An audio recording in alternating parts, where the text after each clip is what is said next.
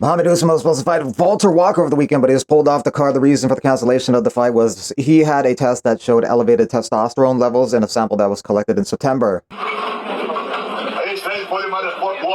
I train a lot before these fights. This motherfucker, you know, I just want to ask you for me an opportunity for fight again in Janeiro because fight three in Janeiro. I came in for the football. So the number 15 ranks, Look Walker. at that.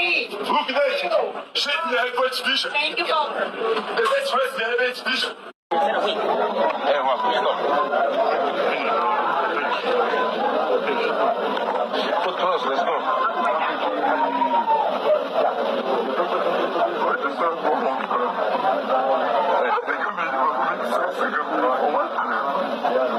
Nobody knows what happened. Finish.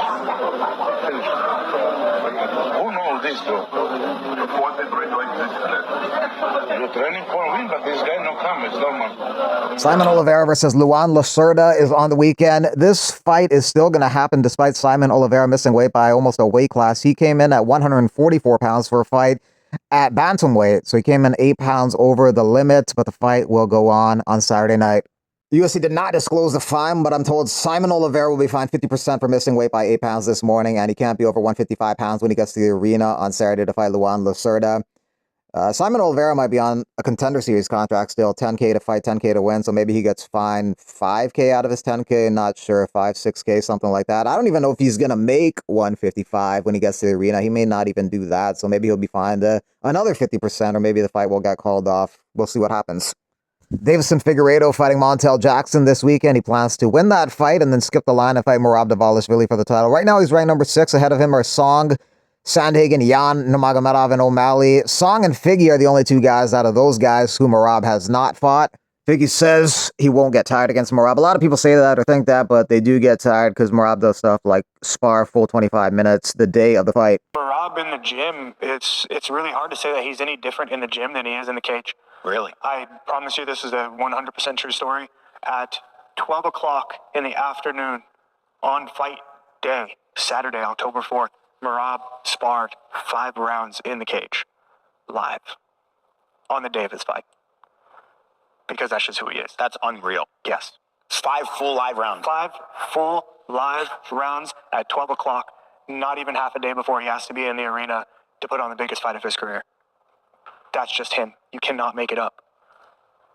So to be around that, I mean, it's just another experience. You know, most guys will sit in the hotel room or try to collect their thoughts or do whatever, you know, maybe even get like a bike ride in on the assault bike to kind of burn some energy. I've never in my life seen somebody spar 5 full rounds the day that they have to fight and go do another 5 full rounds with Cody Sandhagen. So like, yeah, it's just, he's a different breed. Merab in just like 8 months is already second in terms of the most title defenses out of active champions. Pantoja has 4 defenses. Merab has 3. Pantoja accumulated 4 over a couple of years, though. All the other champions have 0 title defenses. Aspinall was just promoted to be the official champ. He defends later this month. Pereira just got the belt back. Hamza got the belt in August. JDM got the belt in May. He looks to defend in November. Ilya Topuria got the belt in June. And Volk just got the belt back in April.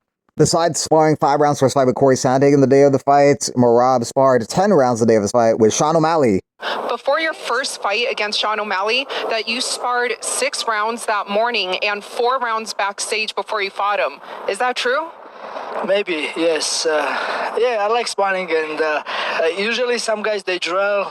Like my friend Alja Mastani, he likes more drilling. Yeah. I like more live, you know. That's, I don't know, like everybody's different. You know, I like more sparring and just work grinding, you know. I said Seneca get to see a lot more of like Merab's work ethic. Yeah. I know because when he fought Sean O'Malley, that morning he sparred 6 rounds, like real sparring rounds, like, and then sparred 6 rounds, like real sparring rounds. Grinding, you know. I said Seneca get to see a lot more of like Merab's work ethic. Yeah. I know because when he fought Sean O'Malley, that morning he sparred 6 rounds, like real sparring rounds, like, and then I know he sparred 4 rounds backstage before the fight. So he sparred 10 rounds, 10 5-minute rounds, real sparring before he even went and fought Sean O'Malley. Holy crap, he is a machine. No, he is. Literally. Like, no, don't copy that. I've done that once. Did not work as well. You know, you go out to the fight, you're already kind of swelled up, but no, like, it was never a doubt for a lot of us. Wow. Freddie Vidal won on the Contender Series last month. He didn't get a UFC contract, but he did get an opportunity to fight on the Contender Series again. On Tuesday, he headlines the card against Levi Rodriguez. Vidal is 4-0. His opponent is 5-0. Probably will go with Vidal in this fight. He has a lot of heart and toughness, which won him that fight on the Contender Series. And he's also very big for 205, but then again, he missed weight by 4 pounds, so he looked even bigger. Charles Radke is going to be taking on Daniel Frunza November 1st at the UFC Apex. Frunza's coming off a loss to Reese McKee. Radke's coming off a loss to Mike Malott. Malott's brother plays for the Los Angeles Kings. He got in a fight the other day in the Kings opener against the Colorado Avalanche.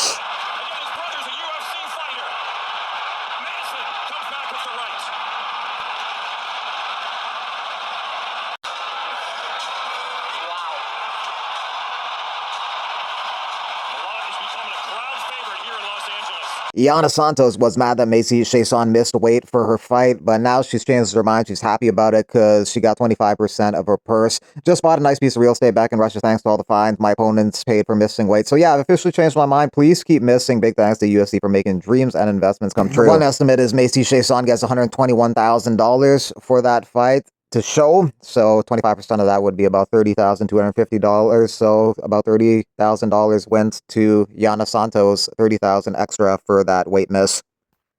Official poster for UFC 322, November 15, New York City. That's JDM versus Makhachev. Main event, co-main event, Shevchenko versus Zhang. Two fighters moving up a weight class trying to get a second belt. Zhang trying to do that as well as Makhachev. And the fighters who are moving up are actually the favorites. Zhang's the favorite over Valentina, and Makhachev's the favorite over JDM. Underdog bets are pretty good here, too. Both these fights could go either way. In the featherweight division, DC would like to do Volkanovski versus Murphy, Diego Lopez versus Yair, because the history they got, and Zalal versus Evloev. That'd be 7 versus 1. But yes, the title shot for me is Volk versus Lerone Murphy. Then I want to do Lopez versus Yair Rodriguez. Do you remember when Diego Lopez and Yair Rodriguez were fighting? When they weren't supposed to fight each other? They were fighting at press conferences and stuff. I think that was Yair. It's so personal between those two that they could fight, and people would pay attention because of the history, but it could also matter because a win could potentially make them the number one contender. Here's the problem with Evloev, right? Because he's not as known, I would do Evloev versus Zalal, right? So then you say, well, you left out number 5, Aljamain Sterling. I would do Evloev versus Zalal because Zalal is a guy that is on that big run. If he beats Evloev, he really puts himself in the place. But if Evloev beats him again, let's just move him into a title fight, man. You can't deny a guy that's won that many times. What do I do with Aljo Chael? He sits as that backup fighter. Because guess what? If Volkanovski is about to fight against Lerone Murphy, and one of them falls out, say Lerone falls out and he needs to change opponents, Aljo is real enough as a former champion, as a big enough name, that if he just slides in, everything still remains the same. That's what I do. I go Volk versus Murphy with Aljo as the backup fighter. I go Yair Rodriguez versus Diego Lopez. You guys take care of that business that you have. Dude, they're talking about families in Mexico. They want to fight each other. It was crazy. And then I'm putting Evloev in there with Yusuf Zalal. Because, hey, you've won all these fights, but you've been wrestling people. Zalal now is very dangerous on the ground.